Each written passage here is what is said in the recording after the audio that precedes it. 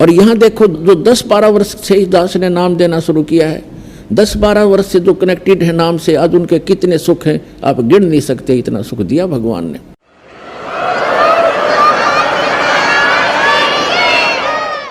तो पावर से कनेक्शन होगा तो आपके सारे काम चलेंगे।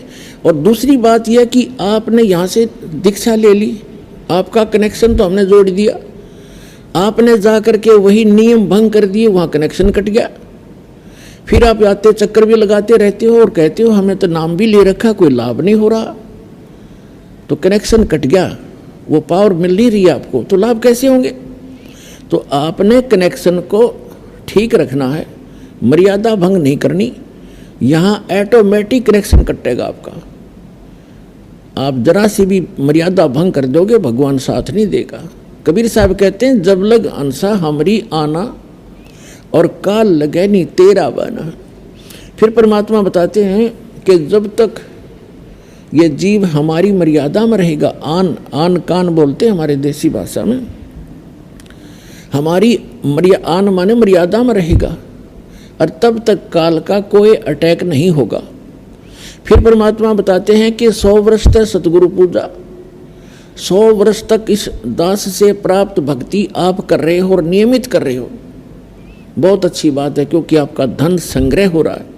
और एक दिन आन उपासी 100 वर्ष तक सतगुरु पूजा, गुरुदेव से सतगुरु से लेकर साधना जो कर रहे हो, 100 वर्ष सतगुरु पूजा, एक दिन आन उपासी, वो अपराधी आत्मा फिर पड़े काल की फांसी।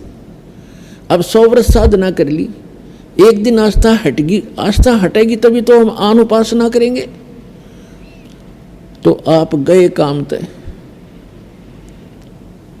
वो क्या होगा कि आपकी आस्था हट गई, भगवान से कनेक्शन कट गया, और उस समय आपके साथ एक धोखा और भारी बनेगा। जिसने 5-7 वर्ष तक, 4-5 वर्ष, 10 वर्ष ये सत साधना कर ली, फिर सुख तो स्वाभाविक होंगे ही होंगे आपको, क्योंकि सुख सागर है ये भगवान। और फिर आपके मन में मस्ती आवेगी, आपका कनेक्शन भी कट जाएगा, आप आन उपासना करोगे या कोई और गलती कर बैठोगे, और गलती पे गलती करते भी रहोगे और आपको हानि कुछ नहीं हो रही होगी, तो आप और उत्साह बढ़ेगा आपका नाम तोड़ने में।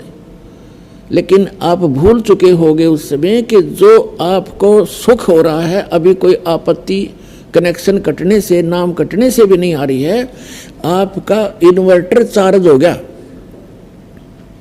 अब बेशक डिस्कनेक्ट रहे इन्वर्टर, आपने वो चार्ज कर लिया, और उस जब तक वो जितना चार्ज है उससे आपको लाभ हो रहे होंगे, लेकिन आगे कनेक्शन ना होने से आगे उसमें चार्जिंग नहीं हो रही, जिस कारण से एक दिन ऐसा आएगा आपको सर्व सुविधाएं ऑटोमेटिकली समाप्त हो जाएंगी। उस समय आपकी आंख खुलेंगी